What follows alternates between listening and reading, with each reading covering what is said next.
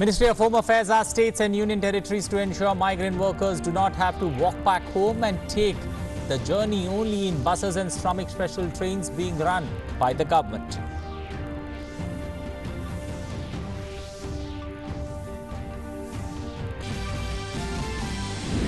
Finance Minister announces 1 lakh crore agriculture infrastructure fund for farm gate infrastructure. Prime Minister Modi welcomes the measures, says they will help the rural economy, our hard-working farmers, fishermen, the animal husbandry and dairy sectors.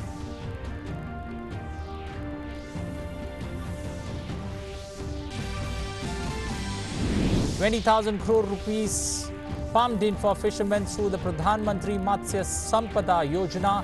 15,000 crores marked for Animal Husbandry Infrastructure Development Fund. 4,000 crores for promotion of herbal cultivation.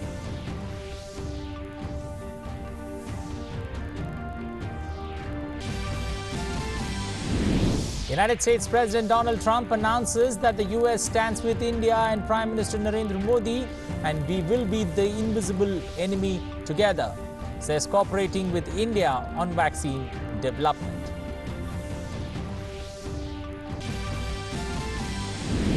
Active COVID-19 cases in India reach 51,401. Death toll reaches 2,649. 27,919 patients recover.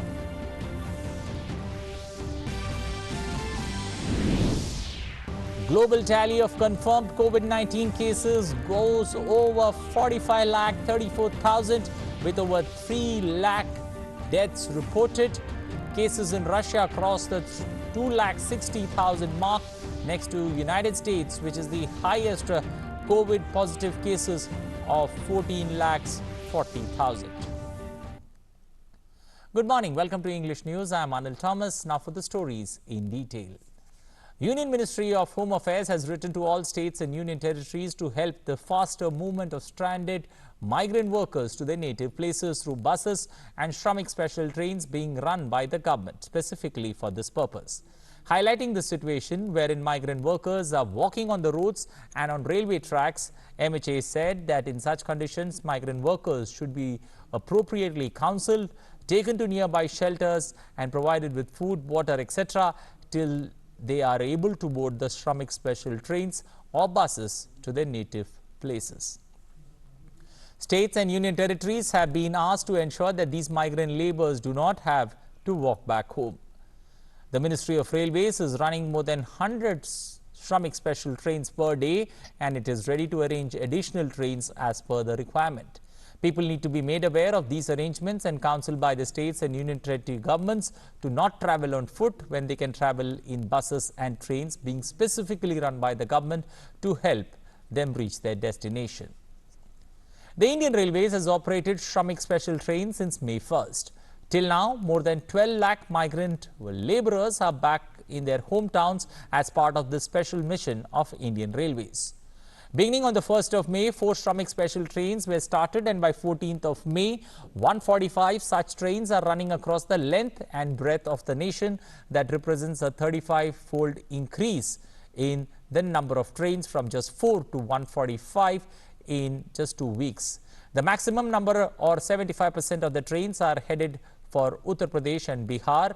So far, 487 trains have ferried passengers to Uttar Pradesh, 254 to Bihar, 79 trains took migrants to Madhya Pradesh, while 50 trains reached Odisha. This number is quite less for states like West Bengal, Rajasthan, Kerala and Maharashtra. Indian Railways plans to eventually run 300 Shramik special trains daily so that the migrant labour stranded due to the lockdown can go back to their homes. The government on Friday announced a 1.63 lakh crore package for agriculture and allied sectors aimed at strengthening infrastructure, logistics and capacity building at farm gate. The third tranche of the 20 lakh crore economic package had a focus on agriculture, fisheries and allied activities. Finance Minister Nirmala Sitharaman released the details in a press conference in New Delhi. The announcements were broadly divided under 2 categories. 8 decisions were announced with an aim to strengthen infrastructure capacities and building better logistics, while 3 other steps announced pertain to governance and administrative reforms. The government will amend the 6.5-decade-old Essential Commodities Act to deregulate food items including edible oil, oilseeds, pulses, onion and potato. This amendment will provide for no stock limit to be imposed on any produce except in case of exceptional circumstances like national calamities, famine with a surge in prices. Also, no stock limit shall apply to processors or value chain participants. This is an act which is very important, especially when it was promulgated during those days where food shortages were common. Indian farmers were trying to produce but not adequately because of the agricultural impetus which was needed was just then beginning to be given. But however, when in 1955 it was passed and subsequently also we had lived in days of shortages. Now what is happening is farmers are producing, there's abundance of crop. This abundance of crop sometimes also leads to issues because they would want to export. We don't permit them to export because we want to be sure that India prices don't go up. And because of a flip-flop, sometimes farmers don't get the benefit, some other times the consumers suffer. So this Essential Commodities Act requires an amendment. Another big step has been the announcement of the agriculture marketing reforms which will be done to provide marketing choices to farmers.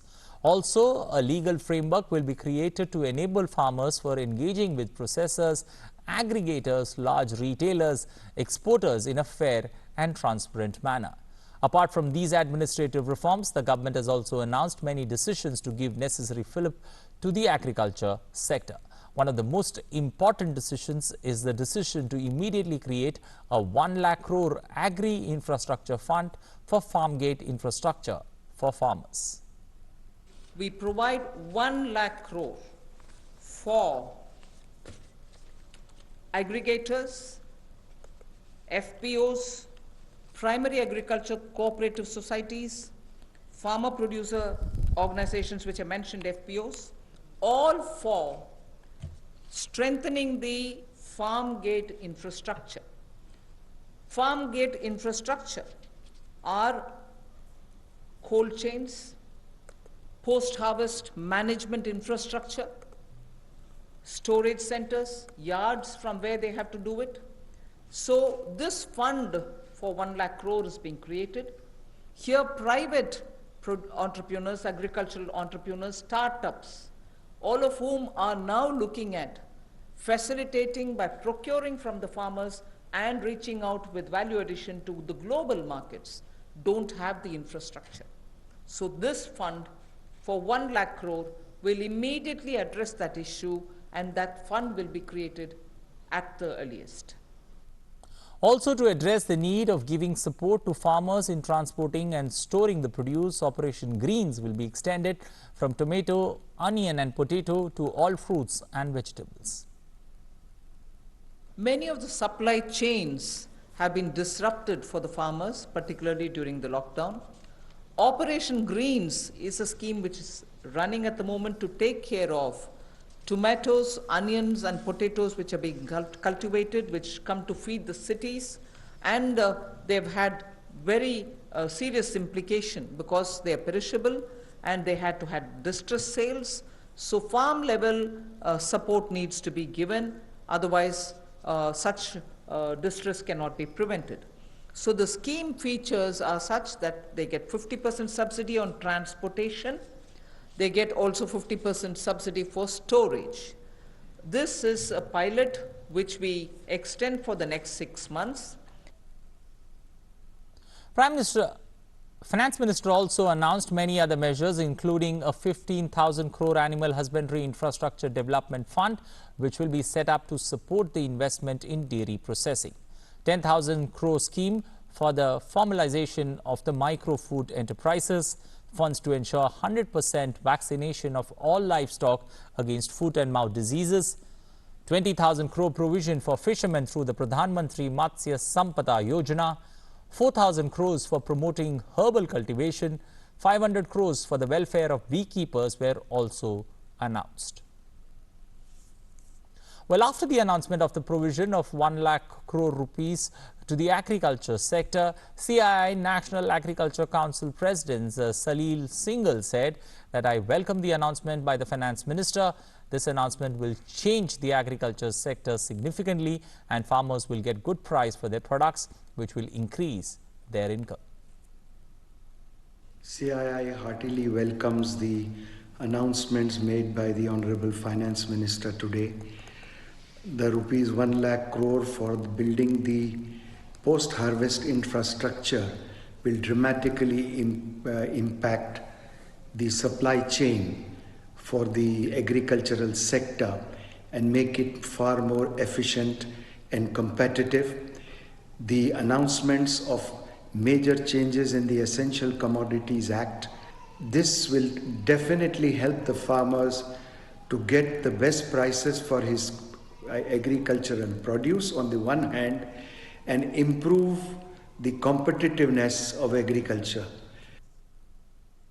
P. Ravindran, Chairman of Danfoss India and CII Task Force on Post-Harvest and Logistics, said that the Finance Minister's announced amount for the agriculture sector would prove to be a game changer for the agricultural sector. He welcomed the decision of the government. Let me take this opportunity to congratulate the Finance Minister who today later announced the stimulus packages for agriculture. A few of them are really game-changing in my view. Specific to mention about strengthening the farm gate infrastructure, which has been really lacking for many years, more than a decade now, and this is a very welcome step. I've also seen that there are several initiatives around dairy as well as animal husbandry, which is also a very welcome move because these are two sectors which has cascading effect on several other rural infrastructure and also rural employment opportunities. Kerala Boat Operators Association has welcomed the Matsya Sambadha Yojana worth 9,000 crore rupees declared for the infrastructure development of the fisheries sector.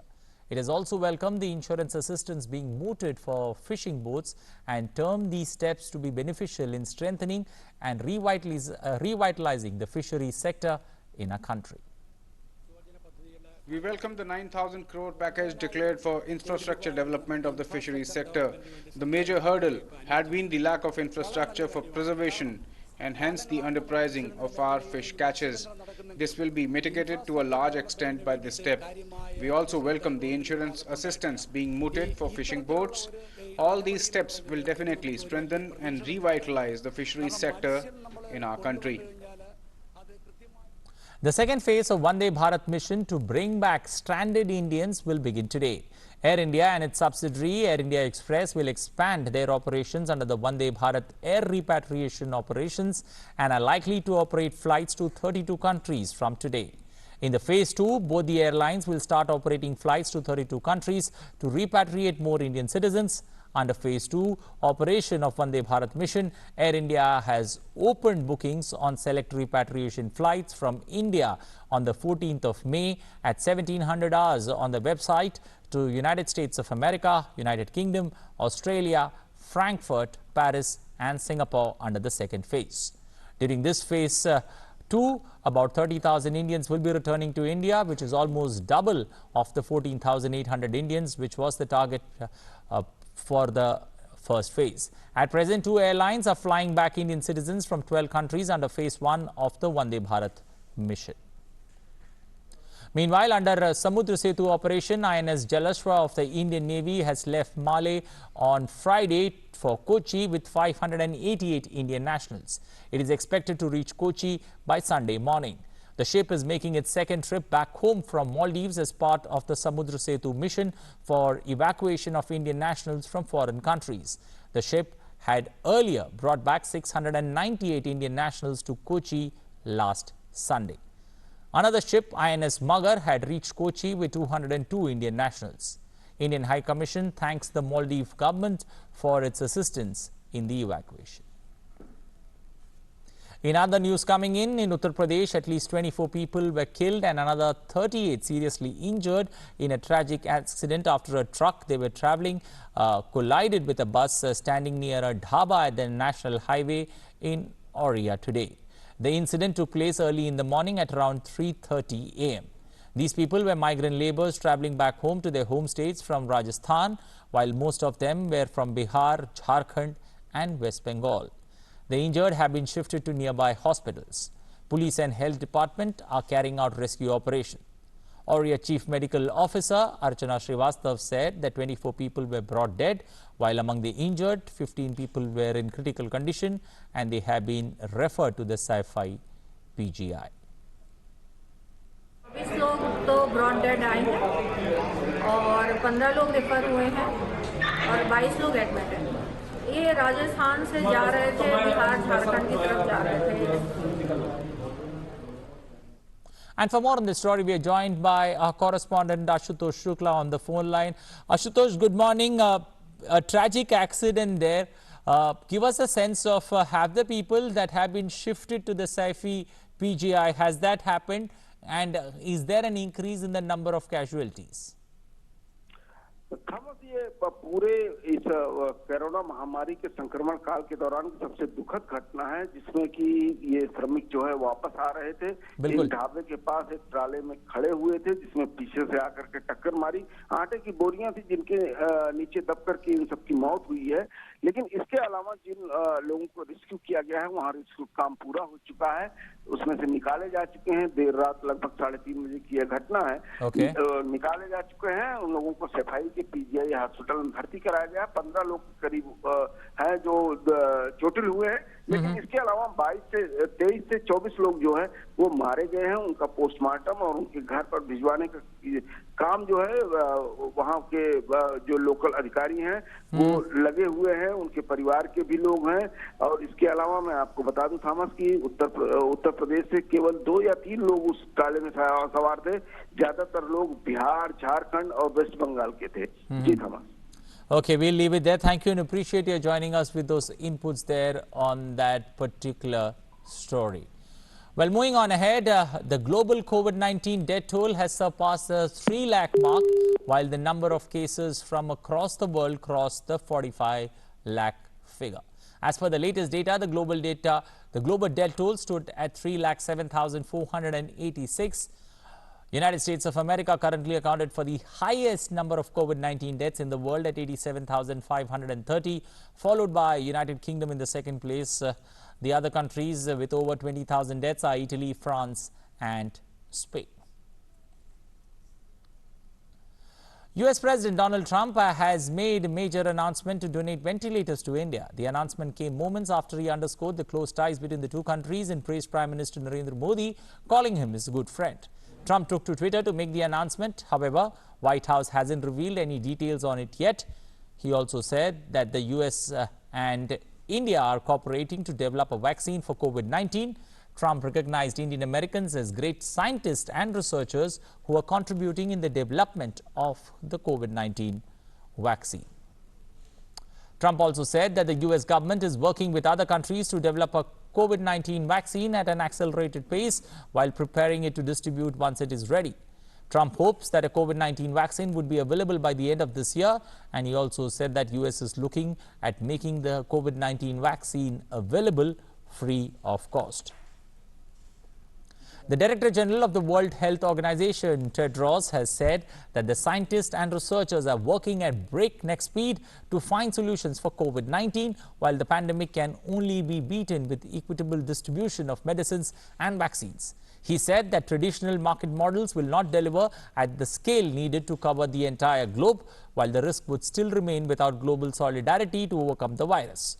Speaking during the briefing in Geneva, Tedros urged nations to invest in health as a way to minimize the impact of future pandemics on lives and livelihoods. He also called on clinicians to understand a rare inflammatory syndrome similar to the Kawasaki disease that has been reported in young children recently. Brazil's turmoil has worsened as within a month, the second health minister, Nelson Teich, has also resigned after President Jair Bolsonaro demanded an endorsement of risky anti-malaria drugs to battle COVID-19. As the number of cases of the virus surged in the country, Brazilians banged pots while health workers expressed outrage over the resignation of health minister. Brazil has registered over 14,817 deaths from the pandemic, with the number of cases surpassing 218,220. Moving to Venezuela, accustomed to working out among Venezuela's best youth karate athletes, 16-year-old Ricardo Perez now trains between 4 bar stools and 2 black leather couches in his living room. The 4-time Venezuelan youth karate champ was not happy when the COVID-19 pandemic led to the cancellation of international tournaments in El Salvador, Bolivia and Mexico that he was preparing for. His family quickly turned the home into a full-time karate gym where he works out and also leads classes via Zoom for children and other young athletes. Well, that's all we have time for in this edition of news. But remember, you need to stay safe, stay indoors and be positive. Thanks for now.